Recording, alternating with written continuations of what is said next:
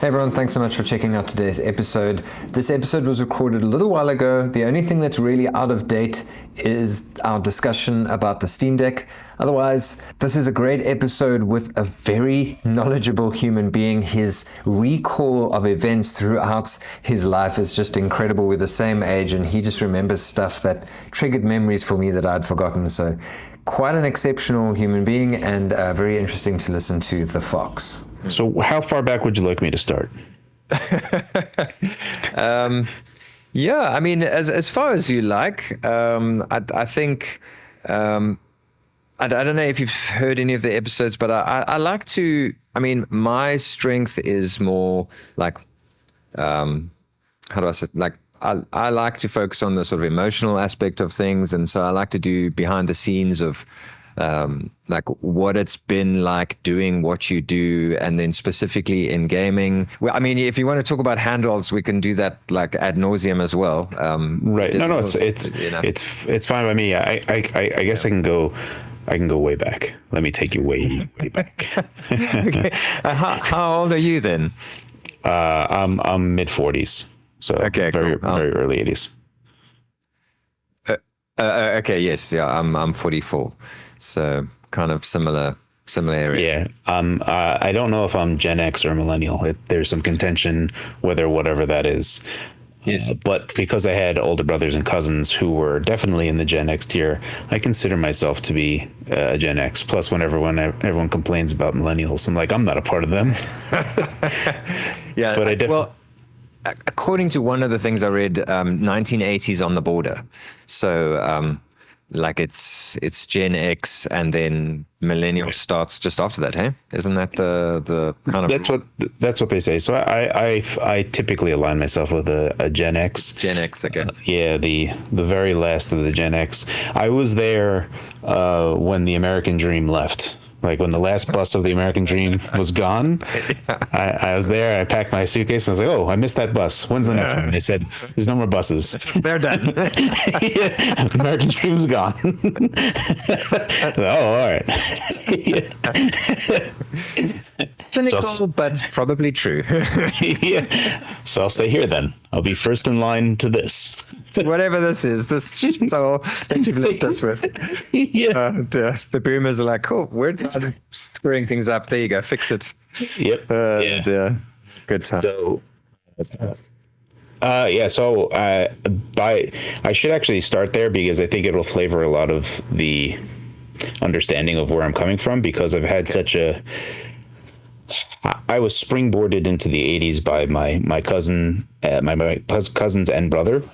Okay. So when I was like 5, I was already like well versed in a lot of stuff. Plus, they had like Voltron toys, and I don't know if you had Voltron toys growing up, but they were made of like cast iron, so they were very heavy. And when they were like deadly toys. If you threw this at someone, you would seriously injure them. They still made some cast iron toys into the 80s. But they stopped eventually. I think the last ones that I remember were Bionic 6, which is fantastic. I love the Bionic 6 action figures. Yes. Yeah. So Bionic 6, which is has a fantastic intro, which is just what a lot of people would consider woke today. Like they were like, oh, really? I mean, yeah, because it was a full family of diverse people. Yeah, like and the song is like, we are a family. I mean, I loved it. It was a fantastic cartoon back then. So that's the type of stuff that would happen. Okay. Yeah. Cool. Let's just jump into it, because I mean, you're getting into all the cool stuff. So let's jump into it, and you're triggering all sorts of cool 80s memories that I want to talk about. So I'm going to do a quick intro, and then we'll just go like right into it. Hey everyone, thanks so much for checking out the podcast. Today we have Cary from the Phawx. So really excited to have him on the show. Welcome, Cary. Thanks so much for joining me. Thank you so much for having me. And if my intro sounds rushed, it's because he's getting into all the sort of good like 80s memory stuff, which is great for a retro gaming channel. So yeah, we were trying to decide how far back we should go in your life and your career and all that sort of thing.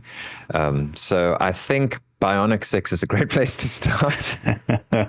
Yeah, Bionic 6. It's taken. It's just like mid 80s at this point. So just to get us springboarded into that particular conversation, I had the benefit of having an older brother and older cousins who just introduced me to all that stuff, and I was mainlining all the great stuff. So Transformers, Bionic 6, literally everything. And I got more into Thundercats than they did, but that was Thundercats. Yeah, Tigro was my absolute favorite. And it's like a kind of a continuing thing. If I were to like take a step back and examine that, I always typically like the second in command in any of those types of cartoons, which is I don't know, a character trait, I suppose. So that is largely how I got into it. Like I had done a video on it that didn't do very good, but I went over like the first 3 video games that I could remember playing. Okay. The first video game I can remember playing was for the ColecoVision, and it was Smurfs on the ColecoVision. And I distinctly remember always failing on the very first level. There's a fence that you have to jump over, and I would just continually fail there. Yes. And I never revisited the game until way later in my life. But that was the first one I can remember. And then the second gaming memory I can have is Legend of Zelda with erasing my brother's save. He was very far into it because I didn't, I just remember like cycling through and clicking on something and pressing select instead of start, and it like goes over to like erase or whatever, and I press start and it's like gone. And I remember my first anxiety attack then and there. Oh no, my brother is going to just destroy me. Like this is the end of it. So I just remember shutting it off quickly and like running downstairs, and I don't think he ever knew I did it or ever went back to it. Yeah. That problem persists today because I accidentally, I couldn't understand the way that Wolfenstein worked with their saves, and I let someone check out Wolfenstein. I was like, I'll just start a game, and then I tried to load my game, but accidentally saved over my. Anyway. So that is an ongoing problem. Nobody seems to make that thing work properly, like how saves work. Yeah, there's there's a lot of. There's interesting things because those are old problems for those older games where you have limited save slots. Yeah. And I remember renting games from Blockbuster in like the early 90s. And I would rent an RPG, a JRPG, and play it. First one, that's a story of its own, and I'll get into that in a moment. But I remember I would rent a JRPG that wasn't very good, and I returned it, and I was like, oh, okay, I'll rent it again on Friday because I'd have the weekend.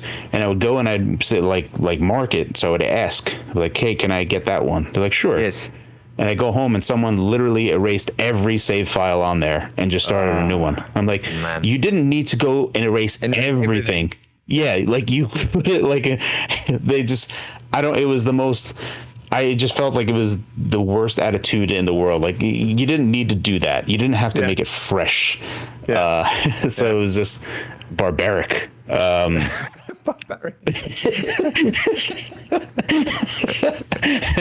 I was like, this is like, how uncouth. Like, what's wrong with you? Man.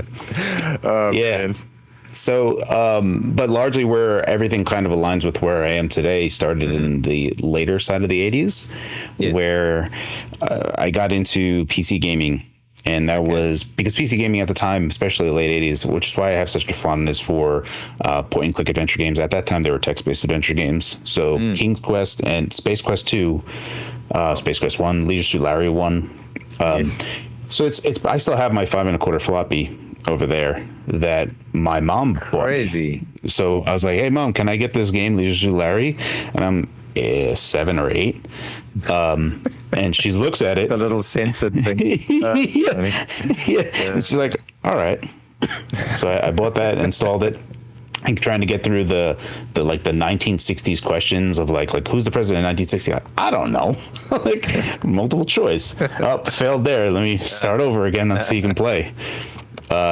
So that is where it all started from. And that's where the passion for PC gaming and my learning of PCs in general. I don't know if you want to talk about this, but how did the trajectory of your career go? Because Russ mentioned something that you were into acting, and then you almost accidentally fell into the career that you're in now. So how did that sort of track? Yeah. So I've always been enthusiastic about computers and learning how to use computers, but it had to do more with no one really around. A lot of the Northeast attitude towards gaming in general, which was if you were to admit you were a gamer, it was almost as if like you were identifying as a leper. You would just be an outcast. So you only ever talked about sports in schools. So like gaming was a thing that I was completely isolated for. So whenever, for example, Wing Commander came out in like 91 or 92, and I asked if I could get a Sound Blaster, and I get a copycat Sound Blaster. So it's not even like a real Sound Blaster 16. It's like a Sound Master 16. That's rough. Yeah. So, and it just gets handed to me because my parent didn't know what to do. So I had to install it as like, a 12. Figure it out, Cary. Yeah, Cary. Yeah. So like I plug it into the ISA slot, reading the manual, assigning IRQ ports, installing drivers, all in DOS. So that was like the first steps of like understanding how things work. And I'm grateful that I had the opportunity because computers were far simpler back then. And a lot of people don't worry about that stuff now. They just kind of plug stuff in and you may have to install drivers. Sometimes you don't. Yeah, you just like off to the races. So there's stuff like that where I just had a general understanding of computers and I would always use them. Yeah. But growing up, one of my favorite movies, still my favorite movie, is Back to the Future from 1985. And I became very aware of time when I was like 12 and 13. And there was a legacy that I wanted to leave of sorts. It's like, how could I be remembered? And that's where acting kind of popped in my head because of just like fame and notoriety in that sense. Yes. Even if it was only for like 100 years or so. It was like, it's going to be longer than I would be. Yeah, so I was very interested in acting. I went to theater when I was young, and after high school, no college whatsoever. I just went to Stella Adler Theater School, and I did a class in NYU for film, which was fantastic, absolutely fantastic. Okay, I learned a lot in between theater and film in those two particular things, especially understanding that the camera is where the audience is, and that as a nugget of information, of wisdom, going through all the NYU classes was great. So I tried doing that. I got an agent for commercials and modeling, and that went nowhere. And I was like, I have to move to LA because I don't want to do theater. I don't really want to be going to play every day. So I was more interested in TV and film. And I was kind of nervous about that prospect, but also kind of disillusioned because when I was talking to my agent, nothing happened, right? Like I didn't pay them any money. It was a totally legit agency. I didn't pay them anything, but they also weren't finding me any work, and I was signed with them. So it was like in this kind of weird jail of like not being able to do anything. I called them up. They said, don't call us back. And I was just disillusioned by the whole thing. I was like, this whole thing is rigged. This is, it's just not who, not what you know, it's who you know. And that whole thing of like, I'm going to go to LA to schmooze my way into like the good graces of people that would be able to get me. I don't know. It just seemed like a thing that I wasn't attracted to. So eventually I had to get a job, and then I fell back into IT type of work. And that's basically how I've done my career. I'm still doing that now. So I'm a systems engineer for a finance company. Systems engineer. So is it like a big building where you're kind of managing all the things? Yeah, we have like 16 data centers and 4,000 machines in the Americas. All right. So it's our own, like you could consider it a private cloud that we maintain. Yes. Yeah. So it's a lot. But I got there just through being interested back to those DOS days and just keep on working with computers. So I didn't go to school for it. It's just that I have a general inclination towards being interested by them. Yeah. So that's really how I got there. Yeah. I love chatting on these podcast episodes because like I was saying to someone tonight, I don't know what it is about my brain, but I don't really remember, like when you mentioned Sound Blast, I was like, oh my gosh, remember like you're unlocking these little memories. And when you mentioned Wing Commander, because I always kind of not put myself down, but I think I have like a lesser gaming knowledge than so many people because I just don't remember these things. So when you mentioned Wing Commander, I had a look at the album art. I'm like, oh, I remember that. And I just love unlocking all these like old memories. Because also when you mentioned Bionic 6, again, like my mom bought me all the action figures, and the intro sequences to all those shows were so good. Another one that got triggered through a podcast episode was, did you ever watch Brave Star? No.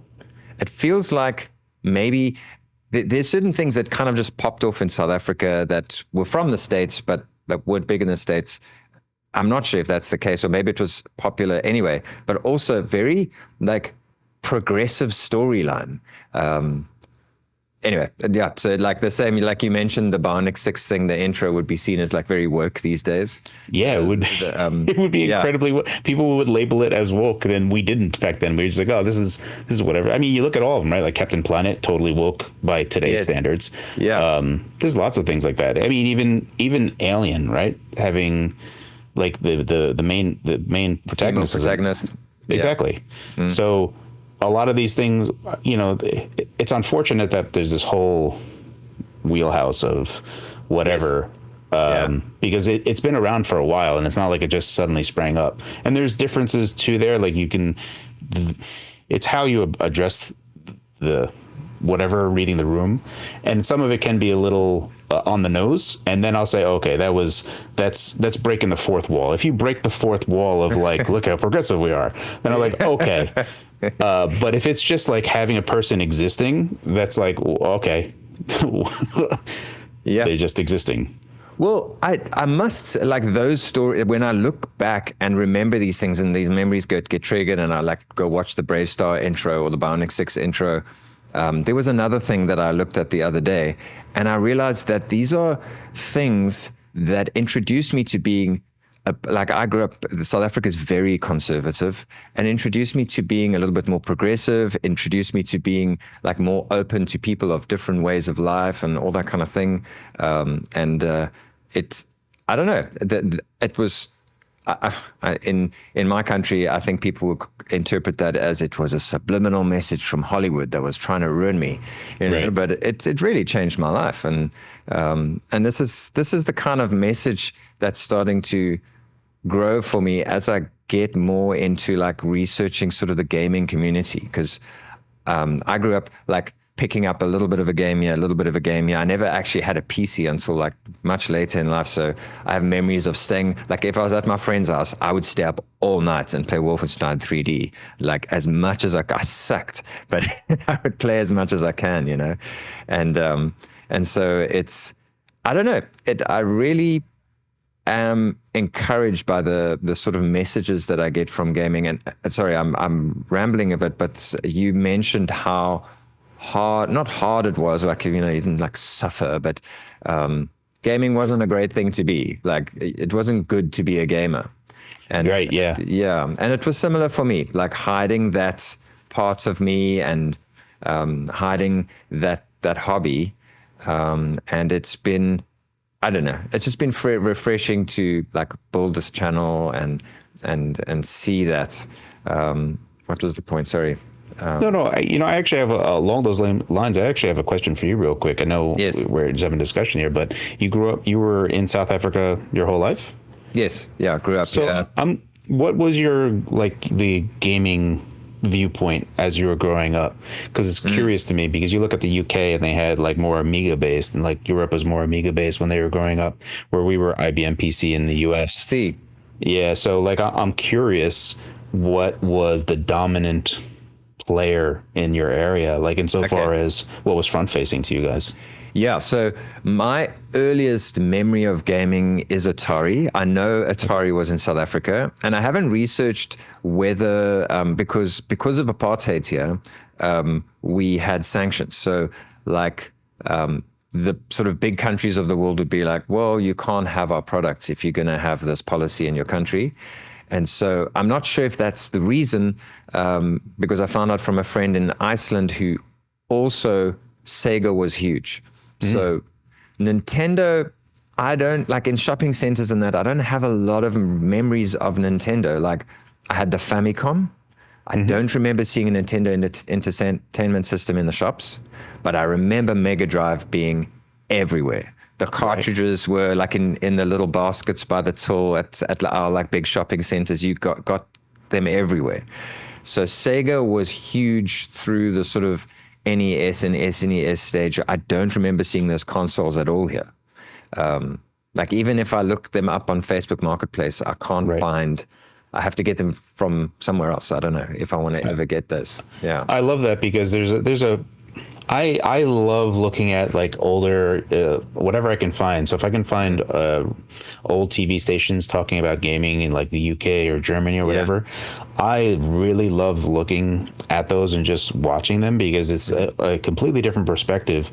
There's a bit there that I almost wish that we had an Amiga growing up in US, but it got just destroyed by IBM, not through a fault of its own, but it was no one ever got fired for buying IBM. So it was more just a fear of not getting the thing that wasn't the biggest thing, because if you got that thing, you made a bad choice, right? But if you bought IBM, that's what everyone's buying, so it can't possibly be a bad choice. There's some knock-on effects for that like if I had an Amiga, I would probably be more of a developer today rather than a systems engineer administration. So there's interesting things that I love looking at that, but it's curious for me, like in the Northeast section, there would be whispers and stuff. So you would get ostracized if you would talk about gaming. And what you do, like especially around here, is like you'd be playing basketball with like a group of kids, and after like a month or so of like knowing these kids, you would just be like, "Oh, so you play any games?" Like a drink dealer. So you kind of feel them out, right? Like you're like, "Oh, no, I was just wondering if you did." But yeah, like in the late 80s, early 90s, it was, again, you were like really, really delicate with that. And so you'd find friends that would do that, but through that type of anecdotal evidence that I had at the time, Nintendo definitely, especially in the Northeast US area, was Nintendo. Big time. Yes. Without a doubt. And there's like different parts, and there's like people I know that I like watching YouTube and stuff, like from Ohio and Texas. Kids just openly talked about playing video games, and I was like, man, what a world that must have been to just be accepted for everyone playing video games. But so it's curious. I also got a Genesis in 1989. So we called it Genesis. Okay. Yeah. That's what we called it here. And I remember I was in like English class in like third grade, second grade, whatever it was. And she was like, oh, let's do like talk about what we did. And we're all talking about like what we got and what they watched and stuff. And I was like, oh, I got a Genesis. And she's like, oh, I love that band. And I was like, with what's his name? Phil Collins. Phil Collins, Phil Collins' band. And I was like, no, it's a video game system. Yeah, and I was like, oh. So yeah, but that's when I think like right around there is where admitting in school that I had it and seeing like the darts that I would get, like looking at me like, oh, I tripped over a landmine there. So I feel like that was like, I was still very young, but that's when I noticed that I was like, oh, I got to be careful what I say here. Yeah, it's so interesting you say that, because I was thinking like, what happened at school?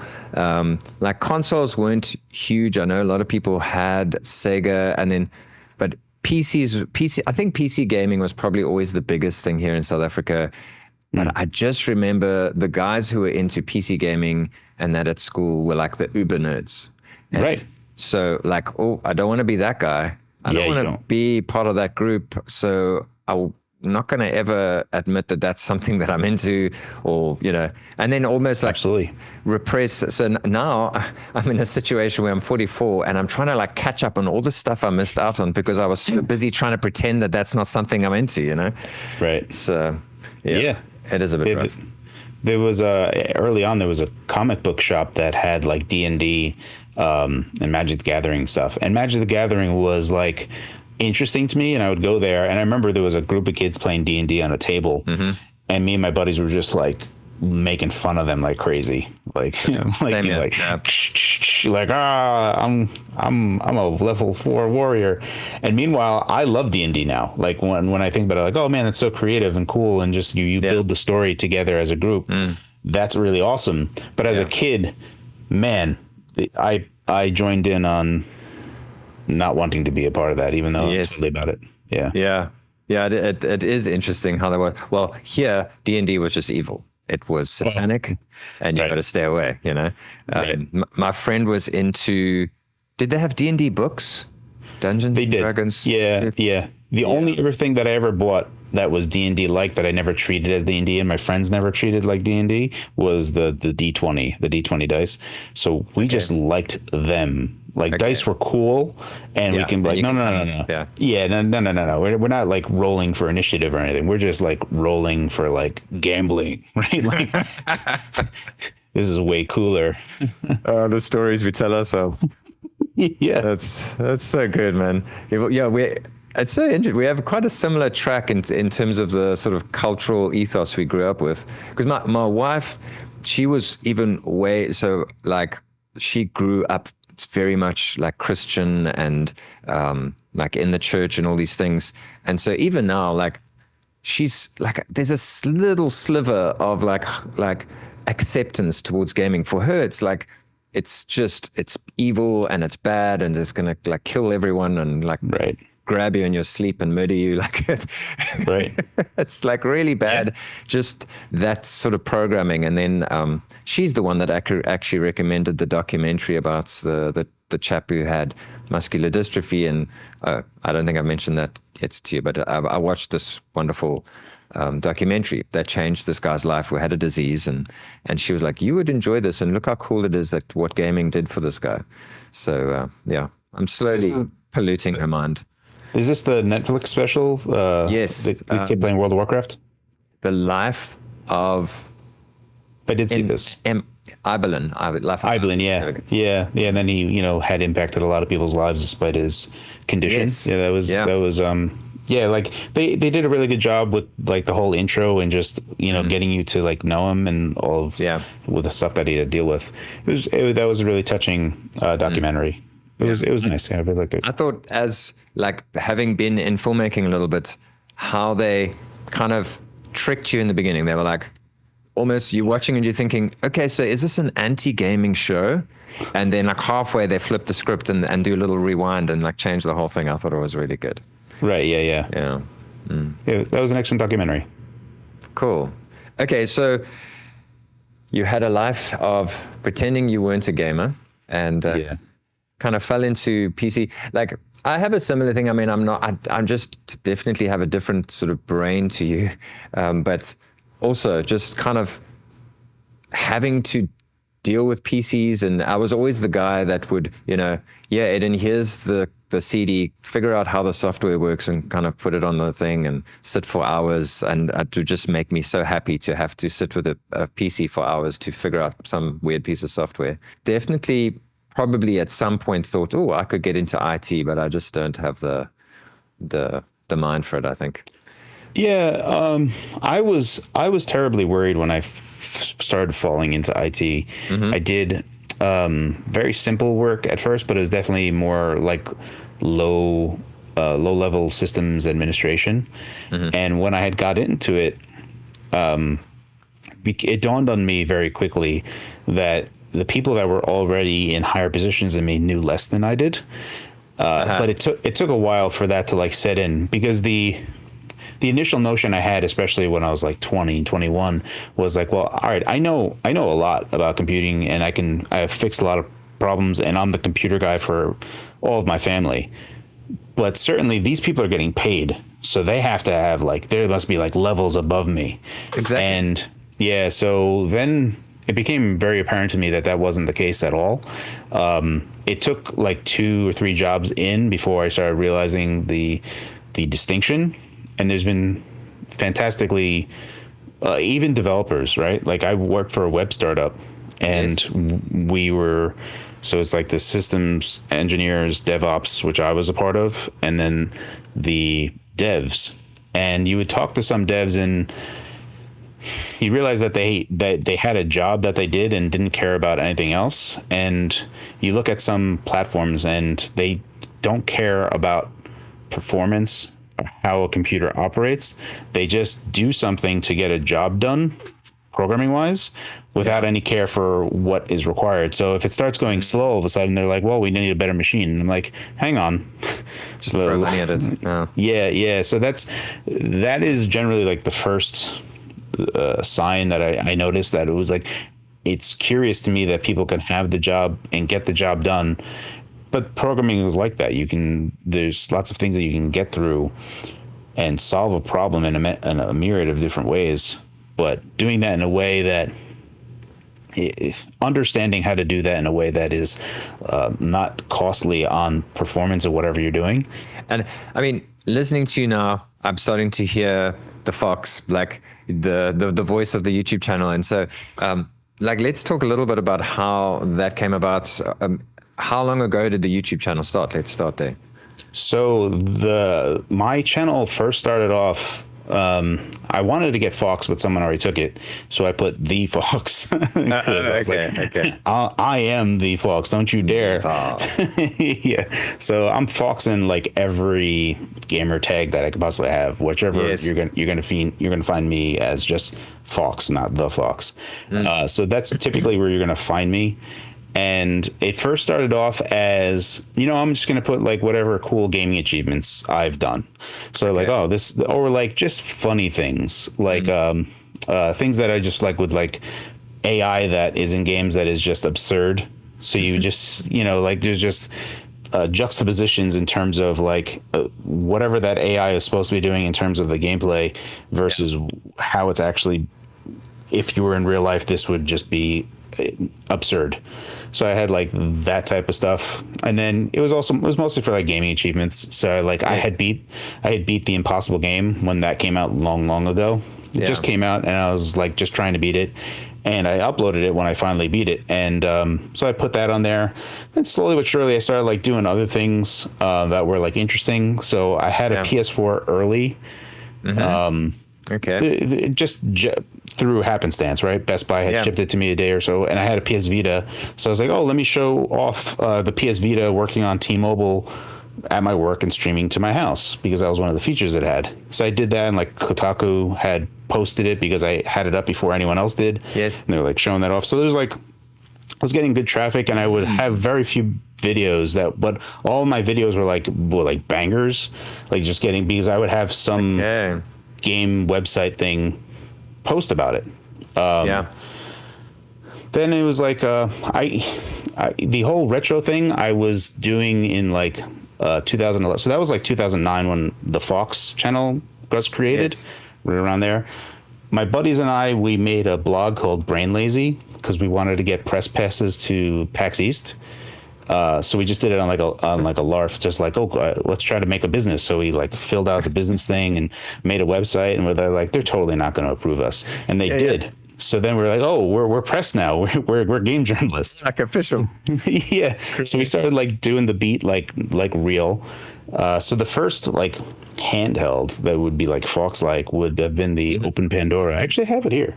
I'm gonna look at it. So this is, I don't know if you can see it. This is a machine that was 2008 and came out in 2011.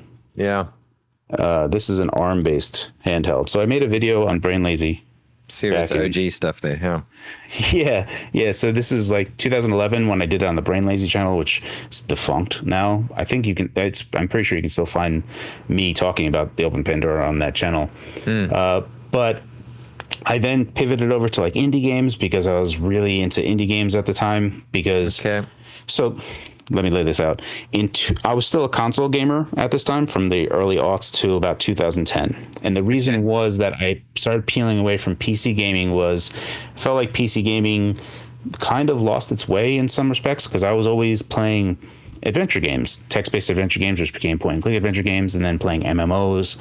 And I feel like there was this narrowing point of people like not buying games on PC, and they were just aiming for consoles specifically. So like a lot of exclusives were coming consoles and not being available on PC. As I was like, oh, I have to move over there. So then I was probably biggest on like, so it was like PS2, Xbox 360. So I was mainly gaming on this side. And when 360 came out, and then around 2010, Microsoft seemingly just stopped working on Xbox being cool, and they were just gonna just milk it for as much as they can. That was a palpable feeling in 2010, and at that moment is when Steam sales started coming out. So I was like, oh, let me buy every game from this publisher for $50, and that was the start of me going into like PC gaming, and then also discovering indie games. And indie games were like a super passion of mine. So since I was in PC games at 2010, and indie games were filling in that, I was looking for creative games to play and not so much like AAA super long affairs. And I was just like, I just want to play a concept game that's maybe a few hours long, and I just want to have a good time and not have any grind to it. You know what I mean? Yes. So that's what my channel started doing, was like indie games. And then in 2015, late 2015, there was a forum called Dingunity, which is no longer up, unfortunately. But this was a forum that kind of took over the GP32X. So GP32X and GP32, like the original emulation handhelds, GP32X was where I found out about Open Pandora. And Dingunity had like the Dingu handheld series, the Wiz handhelds, and they're always in this weird spot for me. I never really got into the Dingu or the Wiz because of the cost of them versus something like the PSP Go. The PSP Go, when you hacked them, they did a bunch of emulation, and they also played PSP games. And I bought like a used PSP Go for like $20. So it was like, 90% of the cost difference plays PSP games and does all the emulation that these do. So I was like, I don't know why I would get that specifically. Yeah. And then in 2015, so GPD was making Android handhelds before this, and they were kind of, they were crappy, right? This is still, that must be early Android, which was pretty bad. Yeah, but it's also like there's a shift in Shenzhen. Like this is still the time when, anything that was made in China was like, oh, this is crap. If it has made in China, this is crap. Yeah. And around like 2019, 2020, all of a sudden made in China was like, whoa, these guys are making good stuff now. Like you can feel the quality of it. So there was a difference. So this is still 2014, 2013. So this is at the tail end of made in China. Yeah. And it wasn't very great. And then GPD in 2015, late 2015, they're like, we're going to make an X86 based handheld.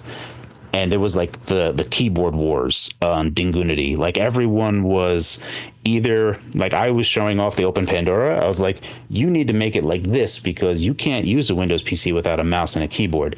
Yeah. Doing it with just a game controller is going to be horrendous without any extra software and a whole bunch of other stuff. And sure enough, that's everyone's main gripe about Windows today, right? Like you have an Ally, you're like, oh man, using Windows sucks.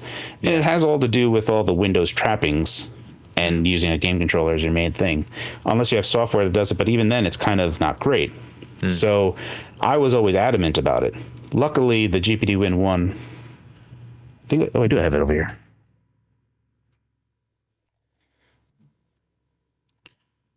Apologies, let me get my headset back in. So this is the GPD Win 1. I actually reformatted this because I'm going to be doing a video on this. So this is the GPD Win 1. Yeah. And this is the Open Pandora. There we go. Yeah. So when this came out and was coming out, this is in 2016 that it was like getting made.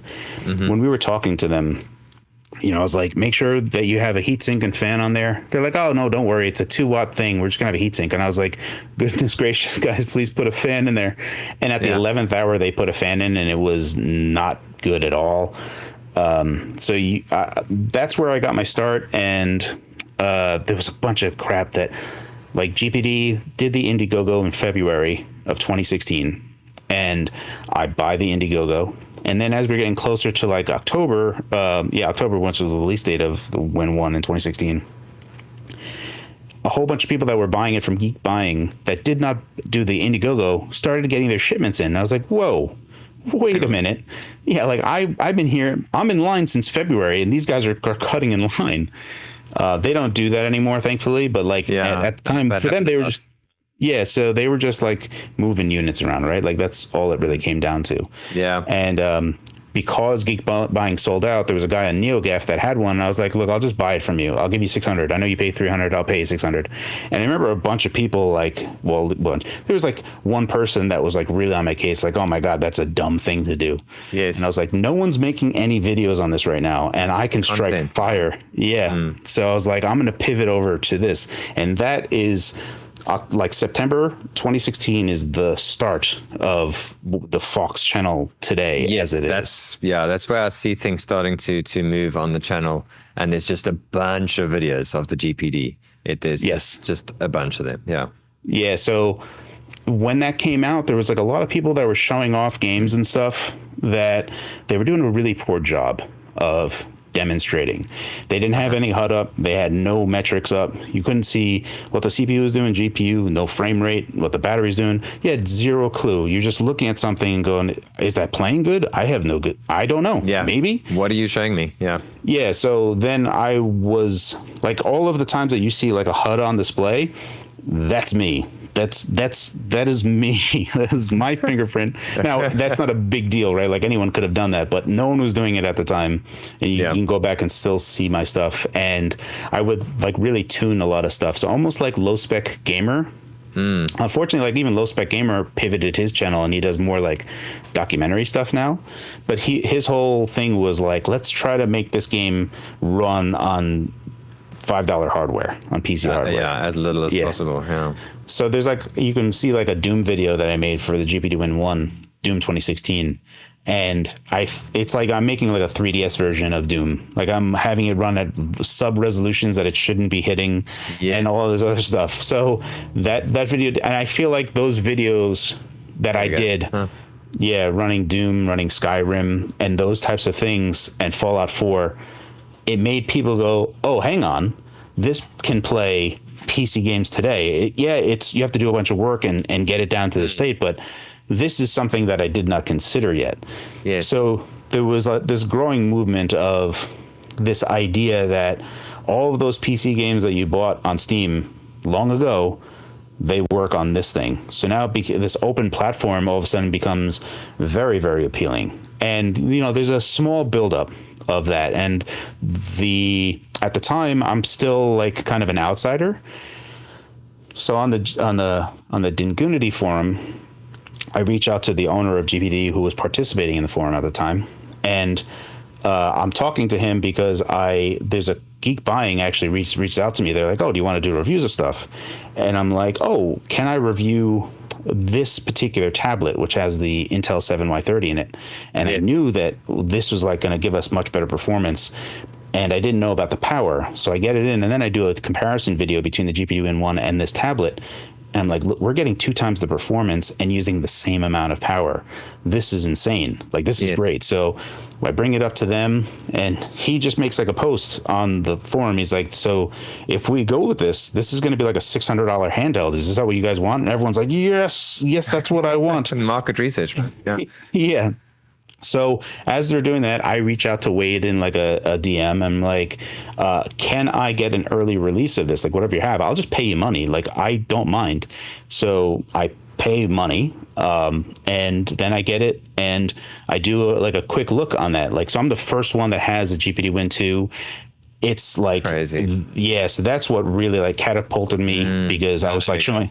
Yeah, then I start showing PlayStation 2 emulation, and I'm showing stuff on a handheld that was not yet possible anywhere else. So this becomes very, very attractive for a lot of people, but it's this weird area, right? Because as the Win 2 comes out in like 2017 at the same time that the Switch comes out. So people are looking at the Switch and they're like, this thing costs $300. That thing costs $650. Why would I get that? If I'm going to pay $650, I would just get a gaming laptop. And I'm like, hold on. A gaming laptop isn't a handheld. This has been the ongoing debate of like all of these things and the type of progression. But for the longest time, it's just been Switch and GPD Win 2. Yeah. And so that's like the progression of the whole thing. But like it starts all the way back then. What's funny enough, I think in like 2018 or 2019, I actually show Steam Proton working on the GPD Win 2. And I'm like, Linux gaming is going to be, it seems like it's going to be pretty good. I play like Tekken on there and some other stuff. Yes. So it's just like, I don't know, Gaming on Linux, the blog gamingonlinux.com. They make an article about it, and I'm like, oh, that's cool. So there's like the bubbling of a bunch of different stuff.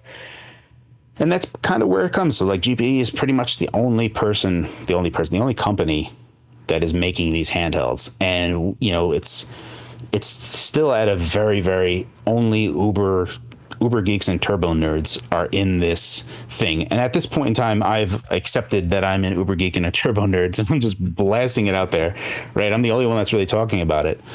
And things keep on kind of progressing. And I think like the pinnacle of everything where I could probably close down my channel and just be happy with everything was when Valve reached out to me for the Steam Deck. You're like, I've arrived. Like vindication. This is it. Like I can close my channel. Everything is good now, because for the preview round, it was, Linus Tech Tips with 15 million subscribers, Steve from Gamers Nexus with like 1.5 million at the time, and then me with like 40,000 subscribers at the time. Crazy, right? So like 3 people, and like I'm like the turbo nerd that talks about handhelds. Yeah, but it was great that Valve, put me in the preview round. That was totally unexpected. The story for that is, that's hilarious to me. I get an email from Valve, but I don't know that. It just says subject. It says Steam Deck. That's it. Just Steam Deck. And I saw the email come in, and I was like, oh, someone's probably talking to me about it, because I had made a few videos just talking about it, right? Like what my expectations are. And I was like, probably someone's just asking me a question. Let me go do some work. So I'm working from home at the time, and 30 minutes, 40 minutes go by. I'm like, let me see this email. And then I see it's from Valve, right? So I'm like sweating bullets. Like, yeah. And they're like, we want to include you. Do you want to be in the preview round? And I'm like, oh my goodness, I haven't responded in 40 minutes. Like, that's it. I blew my chances. This is not going to happen. So I respond, and I give it like a day, and they still don't respond. I'm like, oh, I blew it. So I kind of follow up in the email like 24 hours later. I'm like, I just want to make sure, saw my email. And they're like, oh yeah, don't worry, we saw it. We're going to include you. We'll give you more information soon. So that was super awesome. And that is a pinnacle moment for a lot of reasons, naturally, right? Like Steam Deck has cemented PC gaming handhelds as a viable thing. And since then, it's been a roller coaster ride of a million PC gaming handhelds. Yeah. Like we are in the golden age of handhelds at this moment. Like there are so many. It's crazy. And yet, I mean, someone mentioned in a thread I was reading up, because I just got sent the Ioneo 2S, and I've been reading up a lot about it. I've watched your video maybe 4 times, and someone said, we still don't have a lot of X86 handhelds. Like they think we're still sort of at the infancy, because I mean, Steam Deck's not even full on mainstream yet. If I mention Steam, people don't know what it is, So it's exciting that, because I mean, looking at your trajectory, like firstly, I think the people watching this are going to be like, wow, Cary has like a pedigree of handhelds, like, because people watching this are, mad about all the emulation handhelds that have come out over the years. And secondly, it just proves how so much has happened, but there's still like a lot to come, and that's what excites me. Right. Yeah. So talking about that, and generally speaking, there is a disconnect insofar as gamers are a very demanding consumer group. Yeah. They want the very best while also paying very little, and they are conditioned through no fault of their own, but it is how the console market does things. So when a PS5 and an Xbox Series X come out for $500 each, the hardware that's in there for that money, especially on the time that like in 2020 is when those systems came out, that was phenomenal value for the money of what you're getting. Yeah. But that creates like this, to them, they have no idea that these are loss leaders, that they're not, that Sony and Microsoft aren't making money and potentially losing money. Like the concept is outside. They're thinking, oh, they're making profit on this, when in reality, they might be losing $30-$40 in each one that they sell. Great. So you're like, most people don't recognize that. Yeah. So when they see, different things of like, not so, the performance isn't super great. It's like in the GPD win 2 days, right? $650 for something that is like, there's a gaming laptop that'll destroy this. So why am I paying $650 for this? And it's like, what you're getting, and the people that are making this, half of that cost is the cost for them. So they're just making, 100% on it. It's not like they're making like 8 times. They're not making 10 times on this. They're making a normal amount on it. Yeah. And these companies, a lot of the boutique cottage industry that has sprung up in Shenzhen area, through all of the stuff that has happened in Shenzhen, I would say largely through what Apple has created, where you have capacitive, very nice, high resolution, small displays. They have a bazillion of them. And with that has been this springboard for all these manufacturers, because they don't actually make the displays. They just go to a warehouse and say, how many do you have of this? They say, I have 10,000 of them. And what's the price? And they go, okay, we'll buy those. And so they just like piece together a bunch of stuff. They go to this company to make the PCB. They go to this company to make the case. And after time, all of those prices really started coming down in Shenzhen. So now you have, like, look at Ambernick, right? They're making a handheld every month. It used to be that the plastic that you would make, if it was brand new and never done before, that casing, just to make the mold for the casing, was like $80,000. Yeah. So you had to have this capital to make it before you can even do it.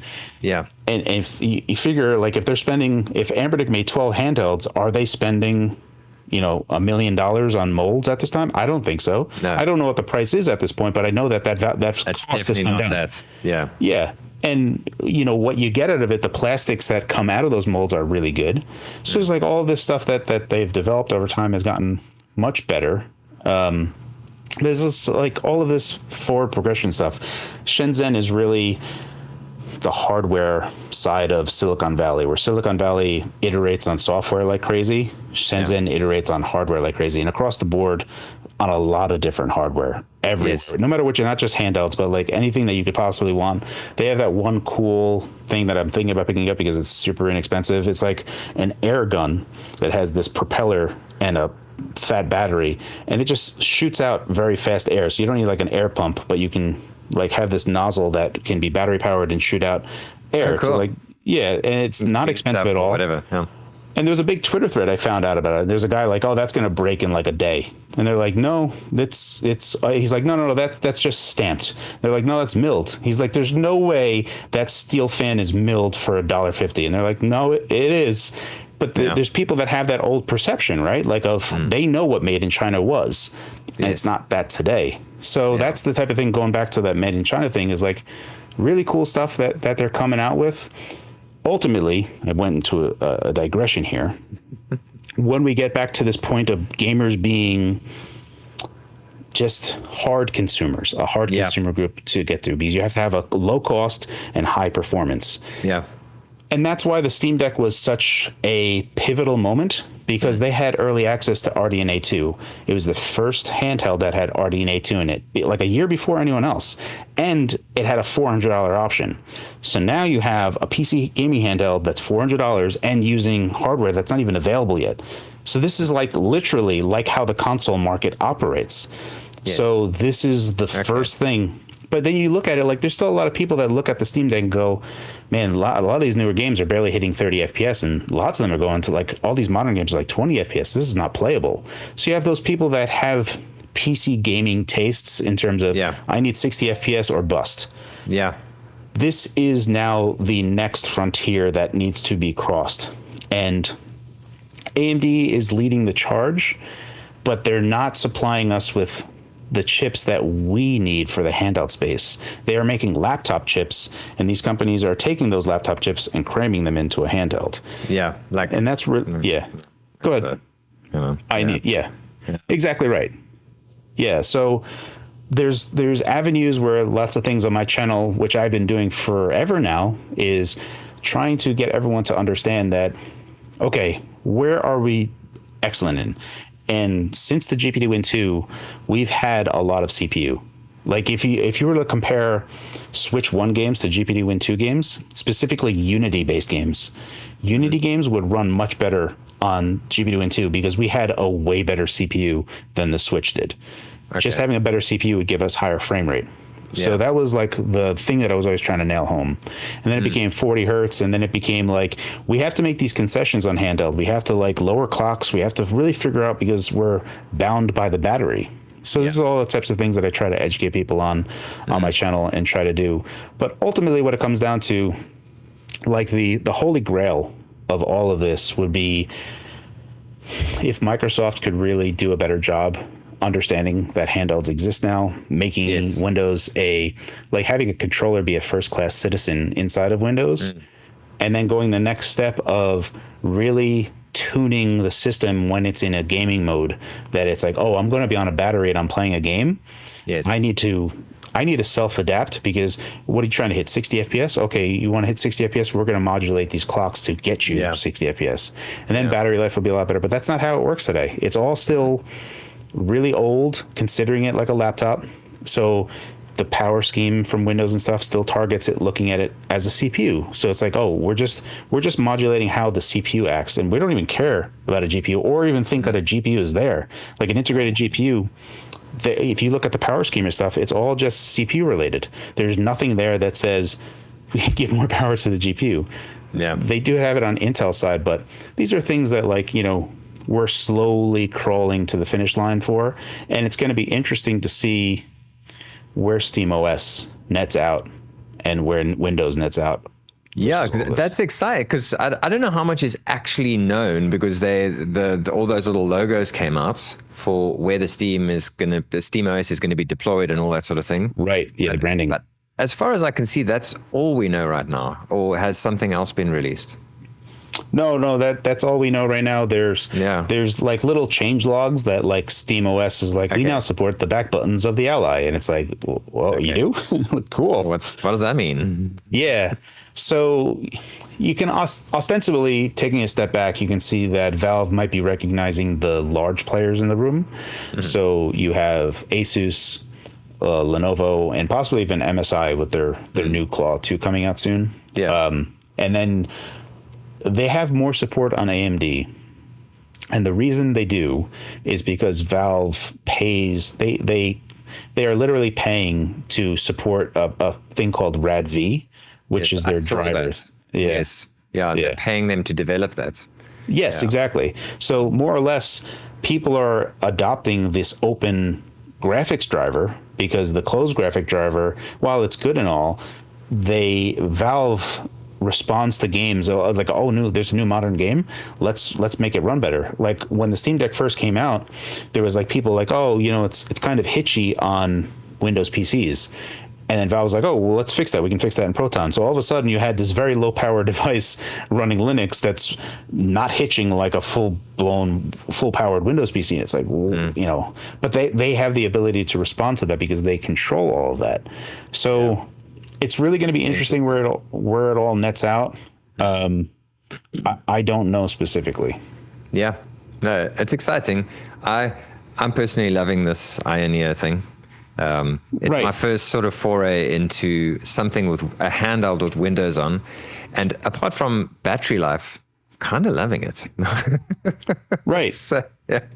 You know, yeah, it's interesting. So I mean, like I'm going to give you a short little anecdote. Before I went to California, the MSI had this event that they invited me out to. Before I went there, I actually saw someone with an Ally X just sitting before he was about to get on his plane. And I see him noodling around in Windows with the thumbsticks. He's not even using the touchscreen. He's just using the thumbsticks for mouse emulation. Yes. And I'm like watching for a little. I'm like, hey, can I ask you a question? And he's like, sure. I'm like, you're using Windows on the LAX. He's like, oh yeah, it's what I like. And I was like, oh, so have you used a Steam Deck? Or he's like, yep, I had a Steam Deck and I sold it. I had a Lenovo Legion Go and I sold it.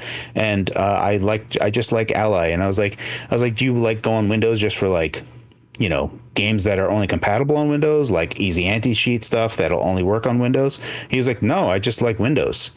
And it was the first time I had ever heard that. He was just like, I am familiar with Windows, and the familiarity of Windows was enough for him to use it. So even though it's not a great user experience with the controller and everything, because he has mouse emulation mode and all the other stuff, he knows how to navigate Windows and feels comfortable with the freedom of navigating Windows. Versus on Linux, it feels like a no man's land for him of like, I'm going to step on a landmine and blow my device up because I don't know what I'm doing. Exactly. Yes. Yeah. So that was an interesting. That was super interesting because I spoke to Russ about this after the show. So we never spoke about this in the episode with Russ, and he pointed out a lot of the flaws, and like I walked away thinking, oh, I wonder if it's going to be any good, because when he looks at it, he's like, this is a handheld gaming device. It fails in these categories, but when I got it, I said to my wife, I was sitting with my wife now, and I said, this is so cool. I now have what I have at my desktop every day. I now have it in bed, and I can do all of the things. I can do all of the Windows things. And so it's like compared to my Steam Deck, which is like, I don't use Steam Deck desktop mode ever because, there's so many apps I can't run on there. I can't put DaVinci. Well, like technically I can put DaVinci Resolve, but I've got to jump through so many hoops. Right. So therein, it is an interesting thing because I'm very much like that guy. I'm loving this because it's Windows. Right. So interesting. Yeah. And I think like what's funny about that is like the online discourse is Windows is awful because the user UX is just absolutely atrocious for playing games. Yep. But then there's the whole, but I want to use it as a PC. Like that is where Windows still works. I still feel like there's a video that I'm going to be coming out with so that anyone with just a controller, even for like even in like a living room, I have it so that it's 100% completely navigatable by controller only. Now, there's like certain things, like when you try to like run an executable, you'll get like a thing that comes up. It's called a UAC prompt, a user access control. And it's like, do you want to run this? Yes or no? Yeah. Typically, game input doesn't work there. So Microsoft really needs to change that so that X input or whatever they have is a first-class citizen that you can just use a game control to select yes or no. Having to use a touchscreen doesn't work in a living room situation. But I have that working now in my setup, and I have to finish that video. Oh, cool. That'd be very interesting. Because I noticed that tonight, a little pop-up came up when I started a game from Steam. So I'm from Steam into this game, and then a little pop-up with the OK comes up. Right. Now, and then I tried to use the mouse, and it had been forced to, so I had mouse thingy enabled, but it had been forced disabled once I was in gaming. So that is a little bit of a mess.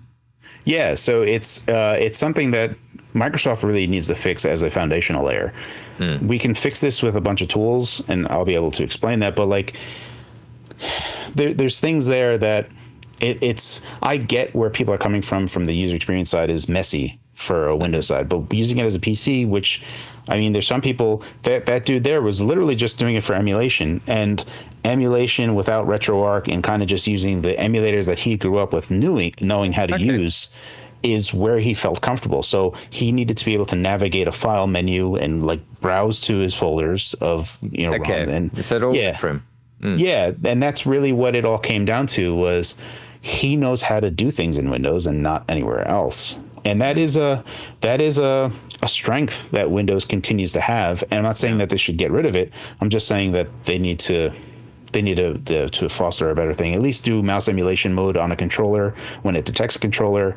Understand if there's no mouse and keyboard connected, then there's only a controller connected. Things like that, right? There's like things that they can do to make the experience better. Which who knows what they're gonna do. It's interesting, because at the moment it feels like all these handhelds are coming out, and Windows is Microsoft are like this. They're like, there are no handhelds. We don't know what you're talking about. That's a strange thing. Well, what? It boggles them, especially with the new advertisements that like everything is an Xbox now. They recognize handhelds like this is an Xbox, but it's a very poor experience in terms of using Xbox Game Pass. on a PC handheld, because you still have all the shortcomings of whenever something is loading, you have to use the touchscreen only to navigate. And it's really not that great. So yeah, we'll have to wait and see. It's a weird internal battle that those guys are having. Yeah.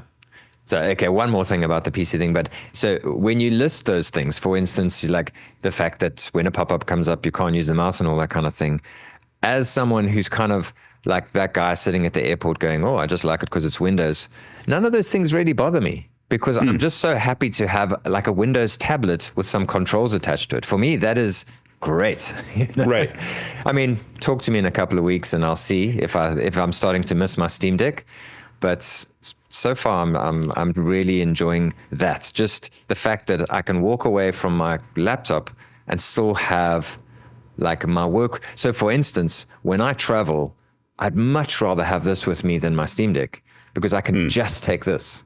Right. If I take my Steam Deck, I still need to take my laptop or something, so that I can at least, if someone sends an urgent email, I can, well, not, you know, something relating to that I need to do on Windows, I can do it, you know. Right. Yeah. You have a means of doing so that you know how that you can tackle that. It's just comfortable. I mean, I can technically do that with a Steam Deck, but I won't. You know? Right. Yeah. Yeah, and that's perfectly acceptable. And I think for a lot of people that have a Steam Deck, they treat it as a console only. Yes. And for what it's worth, it does a very good job in that. And it does such a good job that I don't even think that there's very many people that actually do use desktop mode. So I'm in agreement with that sentiment. And for the most part, like everything, I don't even have a desktop anymore. Like I had a GPD-Win Max 2 that was my desktop replacement, because I used Oculink to a 4090. And then I would just disconnect that. Like when I went to Computex, I disconnected my GPD-Win Max 2, which I treat as a handheld. It's on the large end of like handhelds. Yeah. I love it because it's very, very utilitarian, and it's a very it's an inside joke at this point, but I'm a very function over form type of person. And I would rather have something that is small, complete, with no accessories needed, for me to just, you know, take in my backpack, and that's all I need. Okay. Yeah. So same idea, right? Like I could just take this one thing, and that's really what it comes down to, is this, you know, all-encompassing, quintessential device that is the only thing you need. You don't need accessories. You don't need all this other stuff. You just take this and you're off to the races. Yeah. I do also like being the guy that's using something that no one else wants to use. Like I feel like, because a lot of people are coming down hard on Ioneo, and I'm getting this, and I'm like, I kind of love it. Maybe it's because a lot of people are telling me it sucks. I don't know, but I really like it, and I want to take it everywhere. So yeah, a lot of those things. Now that's a curious thing that is more just human behavior rather than anything in particular, and we see it with console wars as well. Yeah, and there's handheld wars for sure. There is tribalism that happens in the GPD, Ioneo, Steam Deck camps of what is the superior thing. So you have to kind of suss out where they're coming from whenever they say XYZ is bad for whatever reason, because sometimes they're just a part of the tribe of whatever, and then you have to like kind of weigh what they're saying based on that. So that's one part of that. Truthfully, the Ioneo 2S, they're like older models that they have, were competitive with whatever was coming out. They weren't extremely bad in any particular given segment. The only thing that I always get on their case about now, especially with like with the Ally and the Ally X is that all of those, again, when we touched base on this earlier in this podcast, is that all of the displays from mobile technologies, tablets and phones that came out and became surplus stock, all of those were designed for a phone. So they were a portrait style. So you didn't have 1280 by 720, you had 720 by exactly. It starts up like this, like it starts up this way. Yeah. The downside to that on Windows is that there's older games that will just completely mess up because it's trying to run in a landscape position, but it's going portrait, and then you have to like fix them, and you have to put wrappers on them. So there's like things. So that's the only negative I ever really have about those types of things, because I always handle power myself, and I've done lots of videos. Some people just don't do that. They're just like, let it gun at the highest it'll go, and then you won't get fantastic battery life.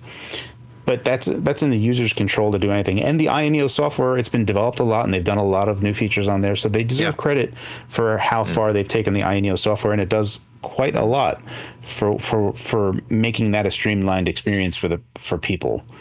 So for the INEO 2S, I think that was like, before they started getting into like some of their newer stuff, they went in exotic ways with their newer stuff. So you have like the INEO DS, the INEO Slide. Yeah. They are the bigger misses that INEO has done, the INEO Kun, right? Like all of these kind of like very, very super niche devices that would apply and sell to people that want that type of thing, which isn't bad. But each one of those has a drawback that is a hardware drawback insofar as like the Slide, right? The panel itself takes a lot of power. So even when you're at low power, when you're using low power, your screen is using up more than what you're using. So if you set your TDP to 5 watt, your display is using 5 watt. And now all of a sudden with RAM and everything else, you're using like 17 watts at low power. And you're like, man, I got 2 hours of battery life with the lowest settings. Like that becomes a problem, right? And that's where it becomes very hard for me to recommend, just because it's cool and everything. But if you're not constantly plugged in, it kind of kills the handheld portion of it. So that's where I weigh things. And the INEO 2S doesn't have those problems. The displays they don't use a tremendous amount of power. It's commiserate with what you're expecting, especially compared to other devices in its lineage. Yeah. So the INEO 2S, I think it was like the last one of like a standard type of handheld that were competitive with what they were going against. Yeah. And so that's the other part that I would say that you have to flavor in some of the INEO criticisms that come in, that it could be largely focused on the newer stuff. Those other devices. Yeah, it's because I feel, this still has a lot going for it. It's got a design that is very unique. And I also noticed, so I went with South African prices because the ROG Ally depends where you are on the price. This is actually, because it's on sale and free shipping, it's cheaper than the ROG Ally X. So it's actually quite a good deal right now for people that want something a little bit different. Obviously, I've never tried the ROG, but... Right. But yeah, I really... the Ally X is the only thing I recommend, specifically only because of the landscape VRR display, as well as the 80 watt-hour battery. And those are not really components that you... those are nice things to have, and they're great. But in terms of the chipset that's on there, it's not fantastically better than anything else that's up. Like the INEO 2S is going to compete just fine with that. We have not had a generational leap. And again, we talked about this on the podcast, where everyone's waiting for the Steam Deck 2, right? Like they're waiting for that next generational leap in performance at the same price while using the same amount of power.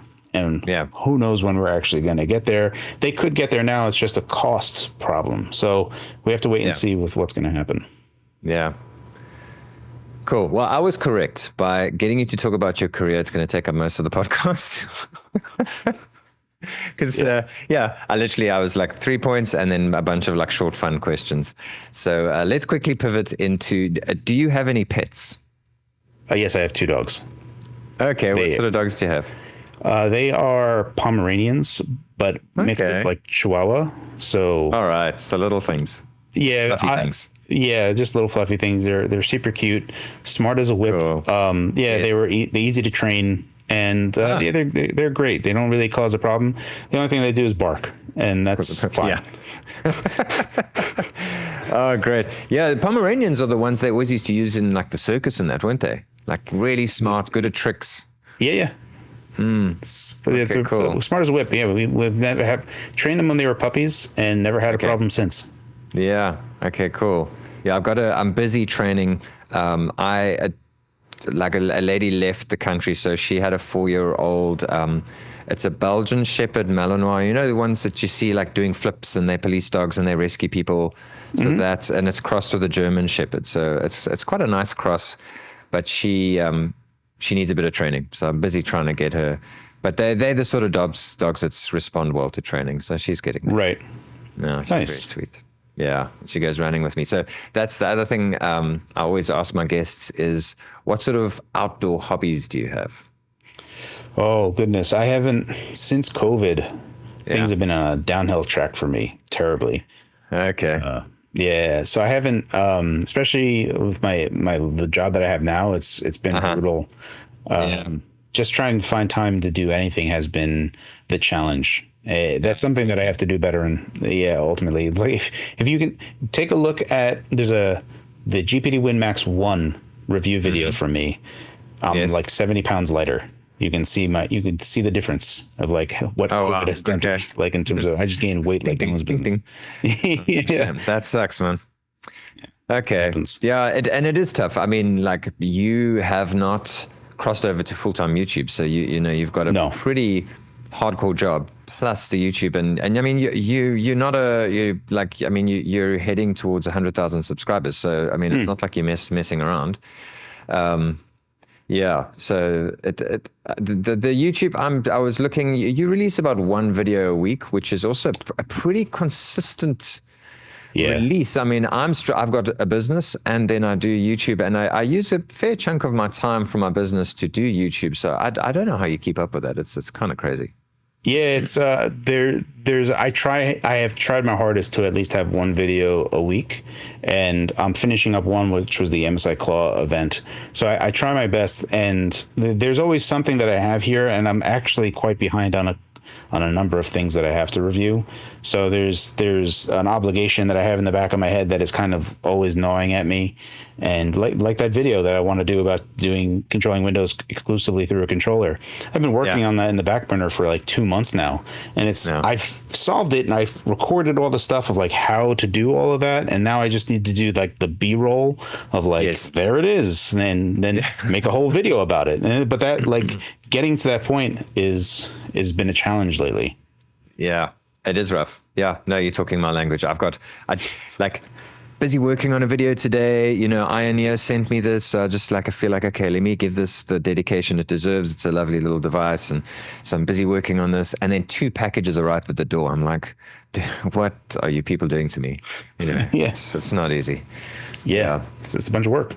Yeah. Okay. So I wanted to ask you a little bit about retro gaming, but I mean, going through your channel, like you're like one of the OGs of the handheld space. And it's not like you haven't dedicated yourself to these little retro emulation devices, but you've definitely been covering them over the years, haven't you? Yes. Yeah. So it's always been something that I've always had. I've always been more X86 focused, so like almost more people know me more for PC gaming handheld and really understanding that, pushing that to the limit. But I've always had those on there because, I mean, truthfully, with like even the Open Pandora, that was N64 emulation for the first time. That was so that was an exciting time.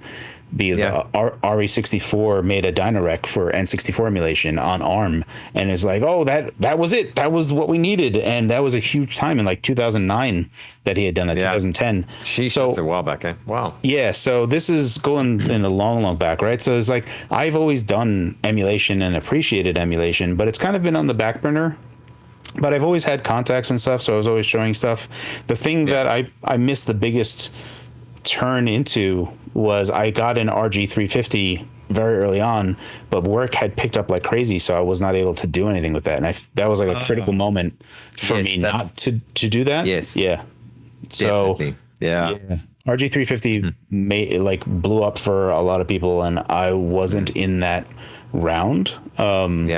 So there's other things to like unpack about like all, whatever the YouTube algorithm and how that whole thing operates. So it's just navigating that really. It is difficult because if you jump around too much, it kind of punishes you. Yeah, so I had made I was going to be like, oh, I'm going to do a retro story time series of videos, and it tanked so bad that I never did another one. And it's like because it cost me too much time to do. Yes. And if it's not going to work out, you almost have to ask yourself like YouTube, why do you even have playlists? If you're just gonna like dunk on me for other stuff, a playlist doesn't mean anything. Like you just have like, these are my videos and these are like my top videos. It's a curious thing, but that's a discussion for another time. For another day. We'll talk about that in the messages because it's intense. Because I did a video. We'll talk about this another day. But I did a video like I thought it's going to be great. It absolutely tanked. I mean, I've only got 20,000 subscribers, and for a while I was getting 20,000 views per video, like about 5 videos in a row. And I was like, I am crushing it. And then I did a video and it's been like 2 weeks and I think I still only have 800 views. It was ridiculous. Right. And then the next video was a vlog, which I thought it would completely bomb, and it's done all right. So it's a mystery. Yeah. And I hate it. Trying to navigate it is often quite difficult. Yeah, for sure. Okay, cool. Okay, let's get into these are like little quick fire questions. So what I mean by, because people think when I say desert island, a desert island themed game, but what I mean is like if I could give you, through a Steam Deck or in your case a GPD device, gave you a device and I said you can play one modern game forever, what would it be? One modern game forever. Well, again, not forever. Let's say 5 years until they rescue you. 5 years. So it's got to be something that I could like just sink in time forever. Yeah, and it's got to be difficult. That's a difficult question. I would probably, or just so good that you don't mind playing it over and over. You know, that kind of thing. Right. Yeah. Does it have internet access and I can play with other people, or is it single player or only affair? I don't think I've had someone get this technical about this question. Well, because that matters. Let's say yes. Let's give you a yes on that. Then, I in that particular situation, I would probably just do Hearthstone. It's the one game that I only have on my phone. It's the only mobile game that I play. And I often find myself falling back to it, and they update it enough that I'd be like, okay, if this is one game that I could have, it would be Hearthstone of all games. Interesting. Okay. You're the first person who chose a mobile game. That's pretty cool. Yeah. Like, who was it that's, because I was like, like almost like the Ioneer slogan, like real gamers, no gamers. And then someone challenged me, was like, mobile gaming is still gaming. And I use that, I throw that in my wife's face because she lies in bed and plays mobile games. I'm like, you do play games. I mean, for what it's worth, I share that sentiment. When mobile games are kind of like they're a less than to like big modern games. But when I think about it, like most of the games that I play are indie games. Like my game of the year is Animal Well, which barely anyone has played, but it's a fantastic game. And there's like a new genre that has come out called Metroidvanias, where they're Metroidvania-like, but they require knowledge to solve later on. So you had the ability to do it the entire time, but only your knowledge was limiting you from doing stuff. So these games reward your curiosity, but it's not a game like I would play this game for a month and be like, okay, well, that's done. Like, I mean, like, so when you say 5 years, I'm like, oh goodness. Yeah. What is a game that I would play for 5 years? It's got to be like a content machine.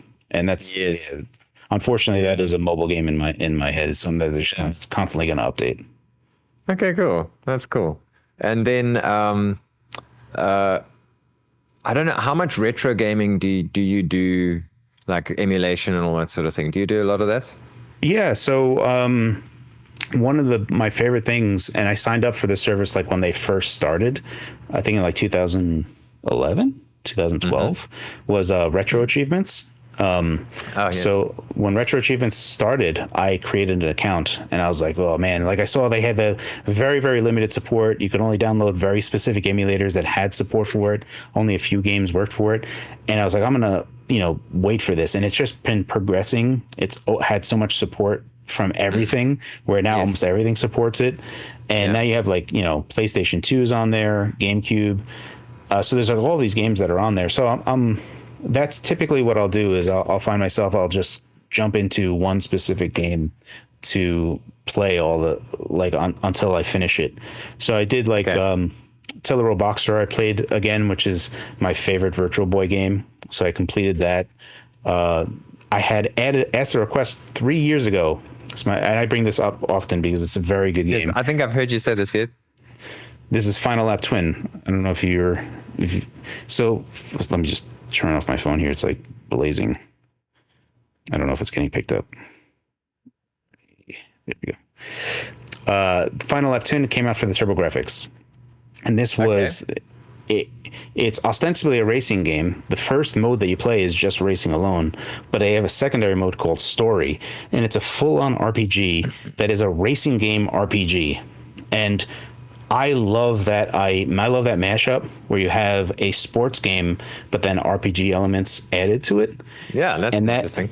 Yeah, so I had made a request on the Retro Achievements request page for someone to make a set, and they did, and they made a Final Lap Twin. So I completed the story mode just a few months ago. I had a lot of fun with that. So periodically I'll just go and be like, oh, I think I'm going to play this one game. So I was like, I'm going to go through all the Secret of Mana. So I went through, I did 2 first, the Super Nintendo version 1, and then I went and did the Game Boy version, which is a Final Fantasy title, but it's actually Secret of Mana 1.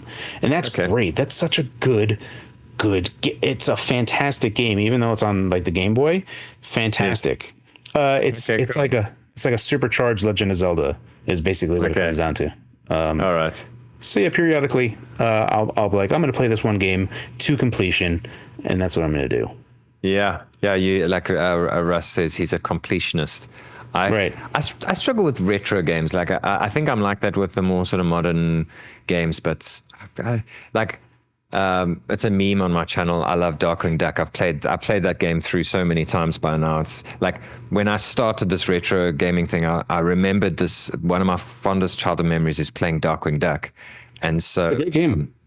Yeah, it is good. Like for what do they call it when it's licensed by Disney and all that? But they call them really licensed games. Typically licensed games are just cash-ins, right? You would just have like the worst experience ever. But Disney games on the Genesis, on the Mega Drive specifically, they were on another level. Yeah, Aladdin. What a game.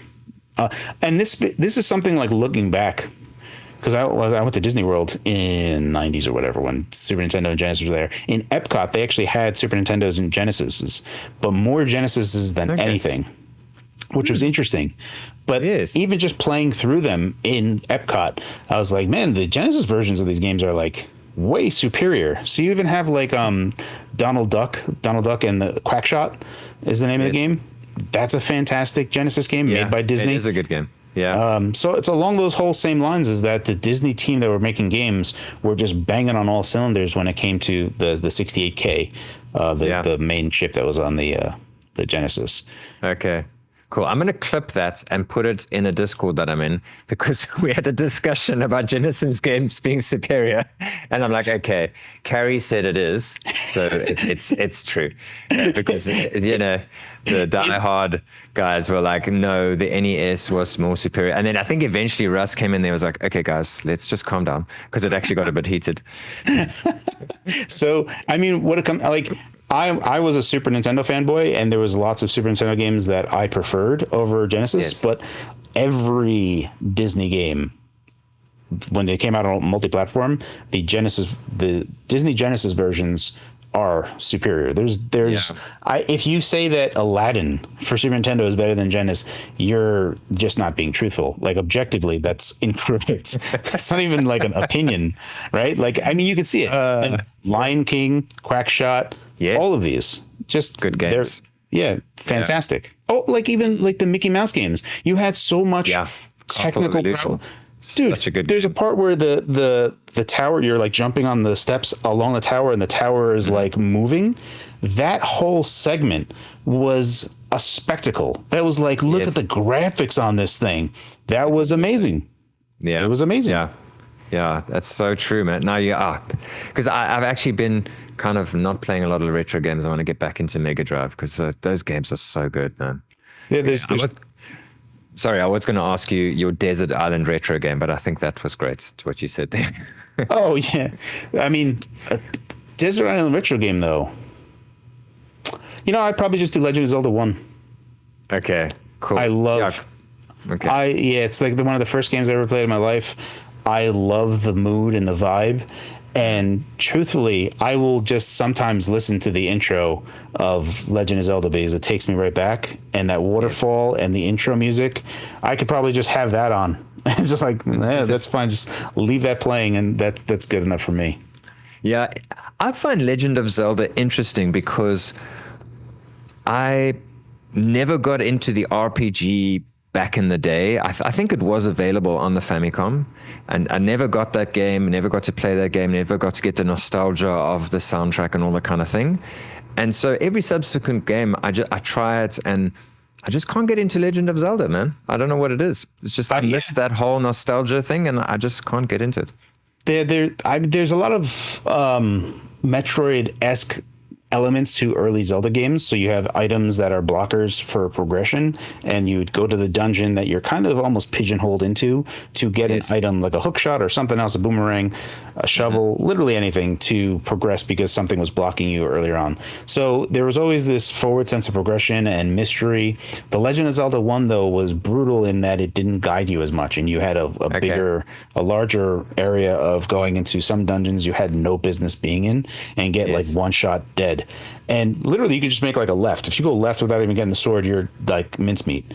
So I love those games. And if you look at the fingerprint of Legend of Zelda 1, literally the idea of going left and then just getting one-shotted, that is the fingerprint for all FromSoft games, from software games. So you look at Kingsfield, start it up, go straight, make a left, you're going to get slaughtered. It happens all the time. So it's like they have this type of thing, and that's where the Dark Souls get good type of whole thing comes from. But like there's this thing that I feel, I have no obvious proof, this is complete speculation on my part, but I feel like Legend of Zelda had influenced the From Software developers because Legend of Zelda was such a big thing for them, like how mysterious everything was, and you just had to play the game to learn what was required of you.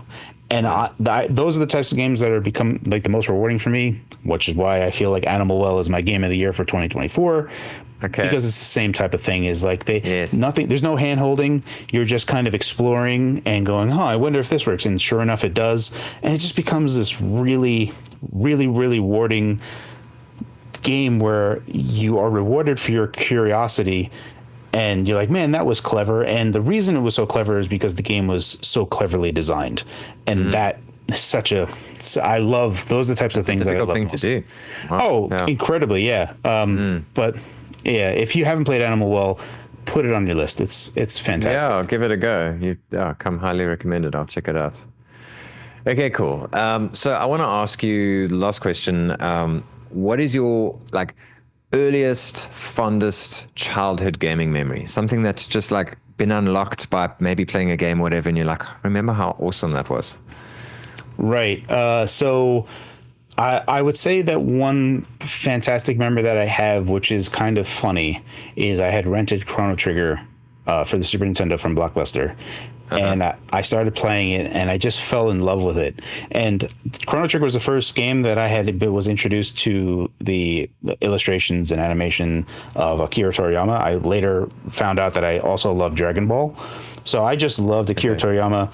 Chrono Trigger, there's a part in Chrono Trigger where, there's only so much storage that games had back in the day. So everything was allotted. Like if you had 4 megabytes, oh man, that's a lot. We have to be very selective with the sprites that we're using here. Yes.